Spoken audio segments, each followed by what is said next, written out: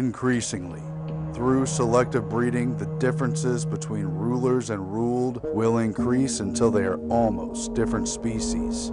That's what mathematician Bertrand Russell said, capturing the predatory dominance behind the spirit of the eugenics movement. The vision was to transcend man. What nature does slowly, humans could do swiftly through genetics.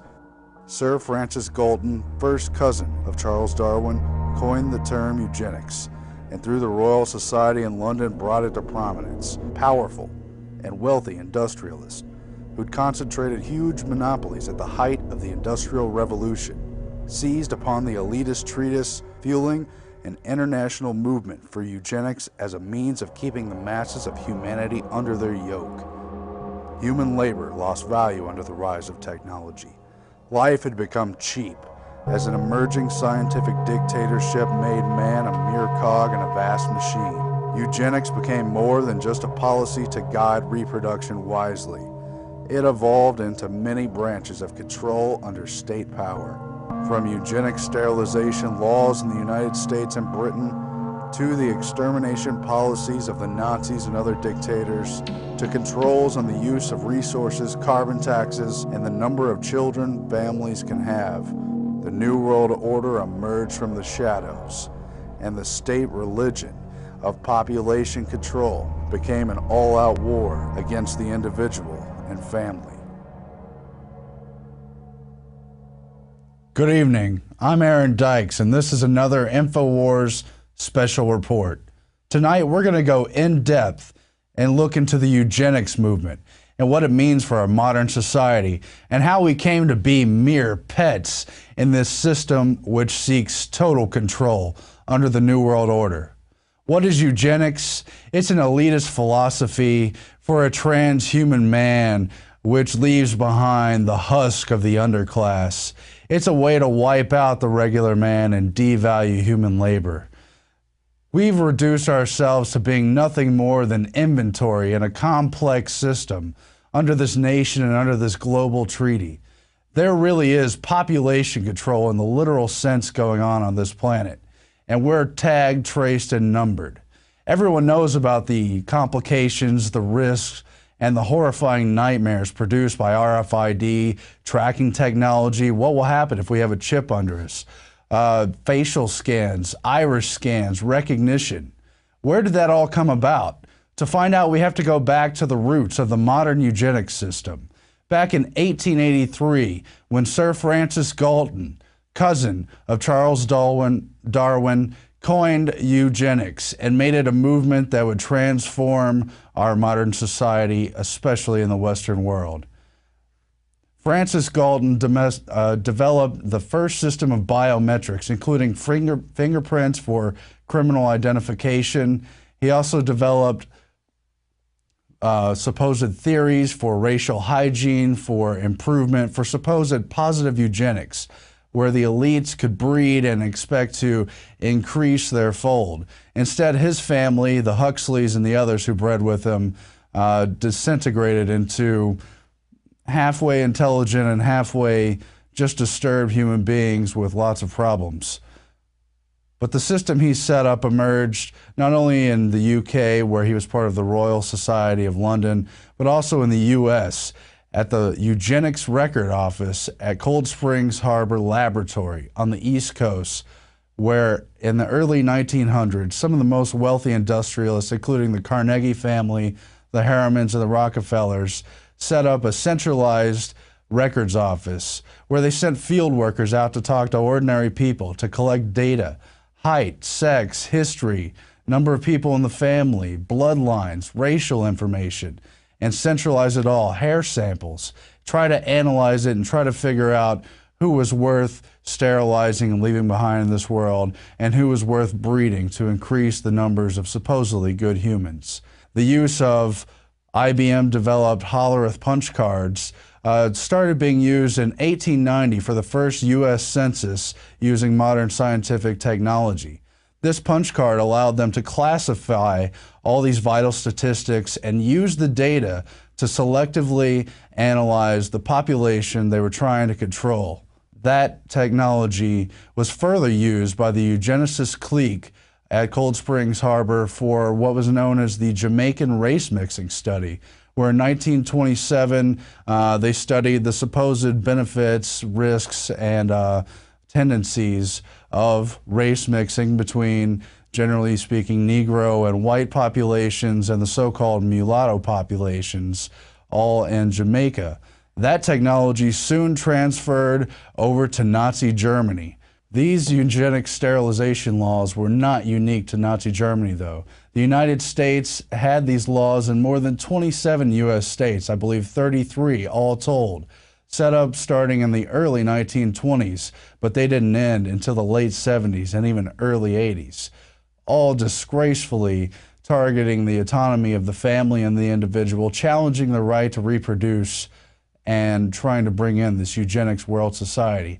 For a little more perspective on how bureaucracy became so tyrannical, let's look at the quote from Carroll Quigley, historian for the elite and author of Tragedy and Hope.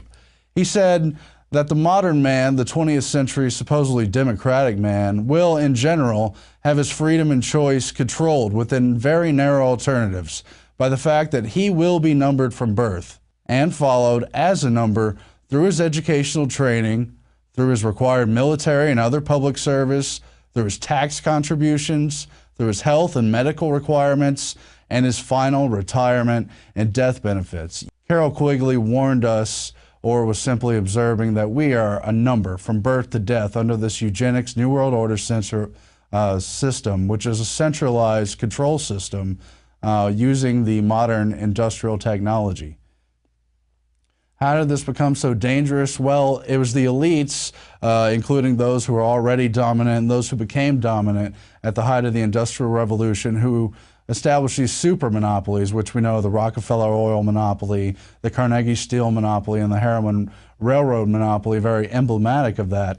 They paired up with the rising collectivist models, not only socialism and communism, but fascism, Nazism, which is National Socialism, and also the kind of New Deal set up under the FDR system and other similar systems. We continue in one version or another of that system today.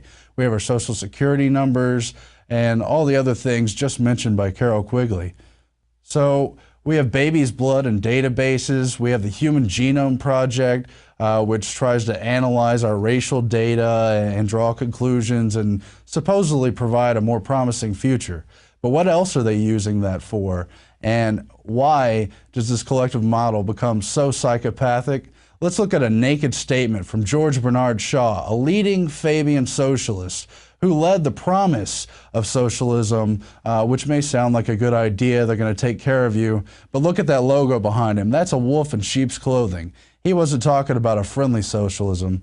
He was talking about how under socialism, you would not be allowed to be poor. You would be forcibly fed, clothed, lodged, taught, and employed whether you liked it or not. But if it were discovered that you had not the character and industry enough to be worth all this trouble, you might be possibly executed in a kindly manner. But whilst you were permitted to live, you would have to live well. But however you lived, you would be a cog of the state, servile to this centralized system.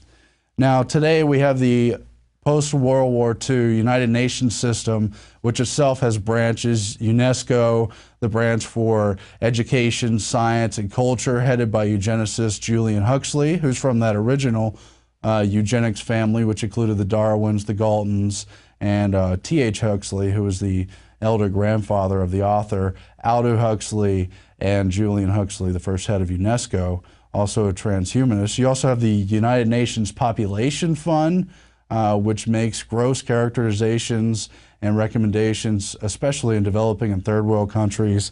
You also have mechanisms like the World Bank and the IMF, now in the present day, using loan availability to supposedly improve and develop these countries as a condition to meet population reduction goals. Yes, there are population reduction goals, and the deep secret is that there's a global population database apparatus in use, not necessarily centralized in one location or another, but continued through the philosophy of these eugenicists and the collectivists, used today in our bureaucratic systems, but also used to analyze our supposed racial data and our supposed worth as human beings. We're looking now at a chart of the top foundations who were giving to population control causes in the year 2000. You can see that in the case of the Bill and Melinda Gates Foundation, hundreds of millions of dollars a year are going to causes including, but certainly not limited to, abortion. You also have other top technocrats like the David and Lucille Packard Foundation of Hewlett-Packard, the other computer company, also giving hundreds of millions of dollars. The Ford Foundation, the Hewlett Foundation, the other half of HP, the Rockefeller Foundation, MacArthur, the Ted Turner Foundation, and the George Soros Open Society Institute, all contributing to overt and covert population control causes, especially in the developing and third world. Now let's take an even closer look at the Rockefeller Foundation, a prime example in the modern day eugenics movements. They were, of course, very powerful industrial family, of course allied with even bigger families like the Rothschilds. And they learned that their oil empire was hated, especially in America, in the early parts of the 20th century. They were funding the birth control movement headed by Margaret Sanger. They were also funding the Nazi Germany Kaiser Wilhelm Institute, which was a huge vehicle for the entire Western European eugenics movement. They were further funding social engineering through many of the universities, including Caltech University in California, where they sought to use the early eugenics even before they discovered the full potential and exact mechanism of DNA, at least officially. And they were using some of the most famous scientists in the world to pursue research and development towards the biochemical engineering of man, to remake him into a compliant and willing servant of the state. They were literally using the emerging genetics and DNA information, what they knew about breeding in the genome, to produce the sort of citizens they wanted in what was already becoming the post-industrial world. You see, after the rise of machinery and centralized technology, the modern state, human labor lost its premium. It wasn't worth as much. And you look at where we are today in the 21st century with everything robots and nanotechnology and the sort of Ray Kurzweil vision of the future promises, and you can see that human beings as we know them, especially the masses, are not considered to be worth any more than the papers on this desk. They're just scenery, something to be kept if a good socialist government wants to keep after them, or to be just ruthlessly exterminated under this eugenics system. So the Rockefellers have been part of that, and even after the war, they used the environmentalism vehicles, the carbon tax vehicles, and especially the vaccines and genetically modified food vehicles to target humanity from the perspective of his biosphere and from the perspective of within his and her own body. It's disgusting, ladies and gentlemen, but we could see that this global apparatus, which is tracking the population and seeking to control it, has been all over the world in an organized manner. So right now we're going to go to a clip showing you how the family planning vehicle, which sounds quite innocuous, contraception, kind of somewhat reasonable choices in reproduction, became a vehicle of tyranny. Let's go to that clip. And since the war, industrialists have been taking a deep interest in fertility control. As a part of industry-sponsored programs, health and welfare specialists go to workers' homes. Gradually, these programs break down shyness until at neighborhood meetings, birth control instruction begins. The government discusses it openly in magazines, newspapers, and films. Aided by interested industrialists, by a wise government, and by their own educated choices, they are deciding to keep families small. This is one of the few rural-based family planning programs in the state of Madras. Using posters and other aids, Padma describes the problem in personal terms. Family planning may be the key to solving India's food problem. Fewer children mean more money, which means more food, better clothes, and education, even more love. China is now conducting an intensive family planning campaign. Parents should have only 2 children, with a recommended spacing of 4 years. propaganda work is necessary to counteract the pressures from grandparents to have more children. In China, family planning is not only a personal matter, but a national concern. Messages are broadcast over radio and the ever-present loudspeaker. This midwife keeps records for every family in the brigade, indicating which method of contraception is being used. Here, she explains a record book for IUD insertions. Barefoot Dr. Xiao Shu delivers a once-a-month birth control pill that is being tested on her commune near Shanghai. The factory's barefoot doctors keep track of the women's menstrual cycles and deliver birth control pills at the proper time.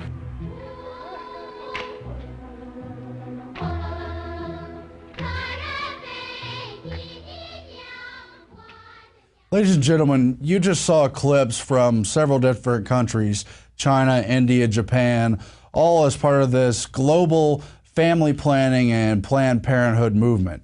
Now, there's the abortion component, which is, of course, extremely controversial, and there's the whole left and right and pro-choice and pro-life movement contained within that. And then there's the mostly less controversial contraceptives, so-called spacing of children issues. None of that is the direct issue. The real issue is that these industrialists have taken the official overt United Nations UNESCO vehicle and inputted their personal agenda into it. You see, the Rockefellers had the Population Council started in the mid-50s by John D. Rockefeller III, brother to David Rockefeller and Nelson Rockefeller, the former vice president. And that Population Council spent hundreds of millions, if not billions, every year in all these countries, working together with those other industrial foundations, those extremely generous technocrat foundations with so much money, all attempting to drive down the reproduction rate through propaganda and centralized control of an authoritarian government. Did you see the clip where they make home visits in every country? Did you see how China, which became the nightmare one-child authoritarian state, started off on kind of small population control, only 2 children. It's only suggested. You only have contraceptives and other family planning materials. There's nothing forced, except that there's local, state, and national health officials coming to check up on you, coming to make sure you fit in. So I want to show you another clip, which is of Taiwan and its particular family planning case study. It parallels directly with this UNESCO document, which came out in 1973, Mass Media Family Planning and Development. You just saw in the other clip how they admit they're using propaganda centralized at the state control to implement and pressure the population to adopt contraceptives, abortions, sterilizations, and other means of keeping down the population. Now, when countries like China get out of control, you have to also look at countries like India, which were sold on the soft approach, but then all these abuses happened afterwards. There were compulsory sterilization. There were mothers who were not informed that they were getting sterilized. There were camps where they took women and sterilized them en masse in India. There were other abuses in countries like Peru, Indonesia, Mexico, where social workers and eugenicists had targets for the number of people they were supposed to sterilize per month or per year, and they received cash rewards or little medals to coerce and lie to the masses, the people, the indigenous populations, and the uneducated, illiterate mothers, and to sterilize them and end their line forever. Let's go to that clip now and see what the soft approach looks like. But don't forget what the tyranny looks like too. Again, family planning by the Population Council, Rockefeller created and sponsored. Mr. S.M. Keeney, who has helped with the development of IUD programs in Taiwan, Turkey, Korea, India, Pakistan, Philippines, and Thailand. The application of the widely publicized Taichung project to the island-wide family planning program. The neighborhoods were divided into areas where personal contact was made with the wives and both husbands and wives. After the training, Mrs. Lin is ready to start work. Her first stop is at the Township Registration Office. Here she collects the names and addresses of all the married women, 20 to 39, with 3 or more children, one being a son. She plans to see all the married women with at least 3 children and one being a son. For each case responding, a coupon is filled out and sent to the Population Study Center for evaluation. The coupons are hand tabulated. Such factors as age, education, number of children who referred the case, and location are tabulated. The Population Study Center conducts an island-wide fertility survey, a follow-up sample of loop acceptors and coupon holders, and other studies which evaluate the national program. So again, you saw where they're taking records and tabulating them into centralized population databases, all coordinated from the wealthiest elite foundations and the very computer companies which developed a lot of this software. So who's running this centralized global population center, and what happens when the birth rate doesn't go down fast enough? Let's look at some of the proposals brought up in Ecoscience, the 1977 nightmare document by current White House czar John P. Holdren and his cohort Paul Ehrlich of the population bomb. He spoke about how the law regulates that other highly personal matters, for example, having more than one spouse at a time, isn't allowed. Why should the law also not be able to prevent a person from having more than 2 children? The development of a long-term sterilizing capsule that could be implanted under the skin and removed when pregnancy is desired opens additional possibilities for coercive fertility control. The capsule could be implanted at puberty and might be removable with official permission for a limited number of births.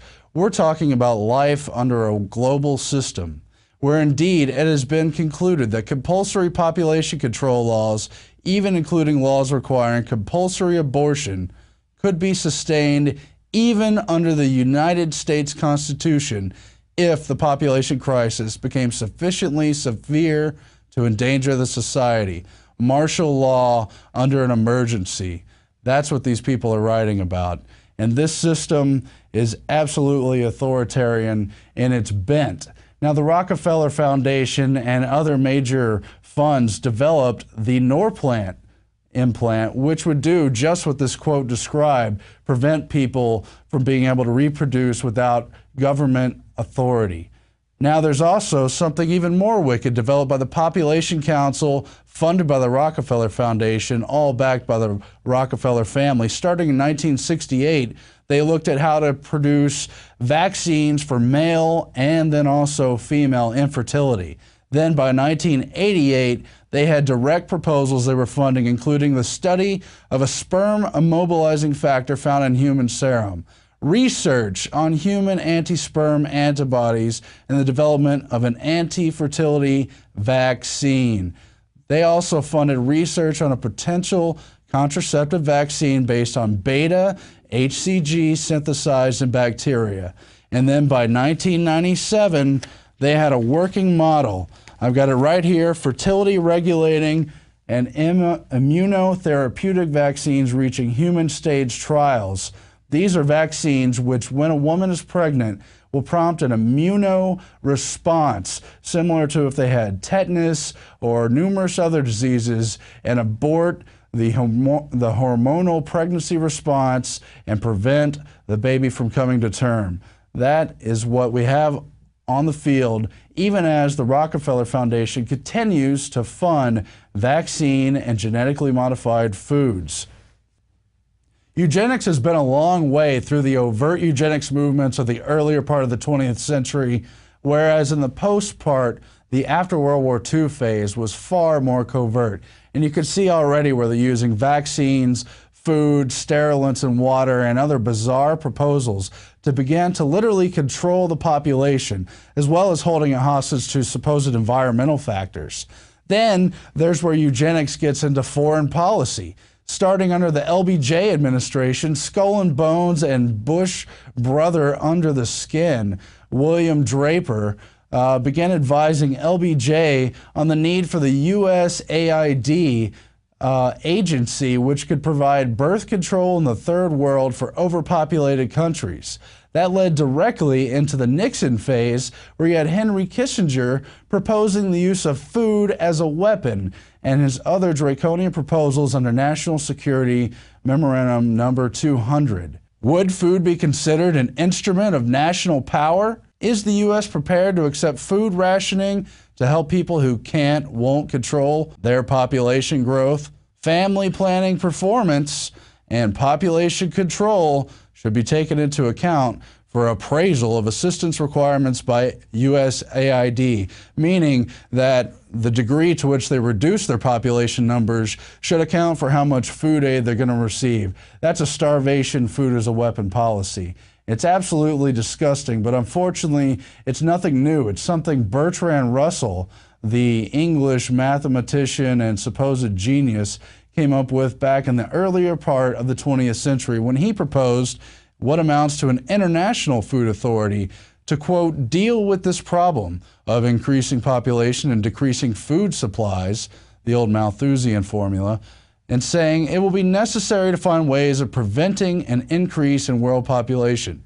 If this is to be done other than by wars, pestilence, and famines, it will demand a powerful international authority. This authority should deal out the world's food to the various nations in proportion to their population. If any nation subsequently increases its population, it should not on that account receive any more food, blackmail by starvation for overpopulation. Therefore, the motive for not increasing population would be very compelling. That's from 1953, The Impact of Science on Society. But those exact same proposals, or very similar proposals, came out in 1977, again, in Ecoscience, written by Holdren and Ehrlich. They said perhaps those agencies, combined with the United Nations and UNEP population agencies, might eventually be developed into a planetary regime of an international superagency for population, resources, and environment. Such a comprehensive planetary regime could control the development, administration, conservation, and distribution of all natural resources, including all food on the international market. The planetary regime might be given responsibility for determining the optimum population for the world and for each region, and for arbitrating various countries' shares within their regional limits. Again, they're going to create a global superstructure that will gather all the food and then ration it to the countries, holding it over the heads of those that are overpopulated and underdeveloped until they curb their own population to meet the given food rationing. That is absolute tyranny, but that is the kind of direction we're heading under the population control management system of this modern day eugenics system under the New World Order. Ladies and gentlemen, they have put fluoride in our water for almost the better part of 50, 60 years, maybe even longer in some areas. They have proposed putting lithium and other drugs in our water to mass medicate people against their will.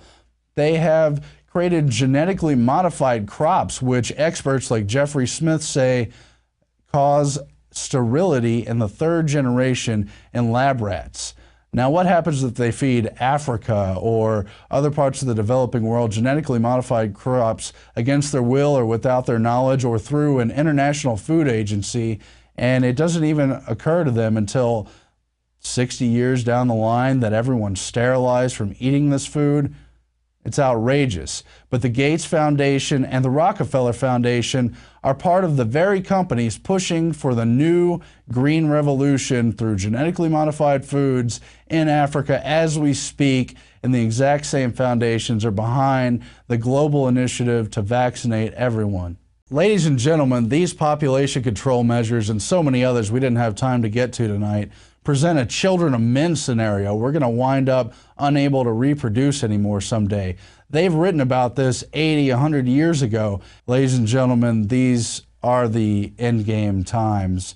And if we don't face the facts, we're going to see a winter, a demographic winter on life as we know it, the societies we've enjoyed. You've seen the Georgia Guidestones calling for humanity to be under 500 million. You've seen all the other elites calling for a population under 2 billion or under 1 billion. They want a mass extermination, and they are perfectly ready to get rid of the masses as we enter the next phase of the technological revolution, as the New World Order state attempts to take full power in the Republic, in our personal independence, and attack the family and individual. I'm Aarron Dykes. We'll be back with more special Infowars.com reports in the future. Thanks for joining us.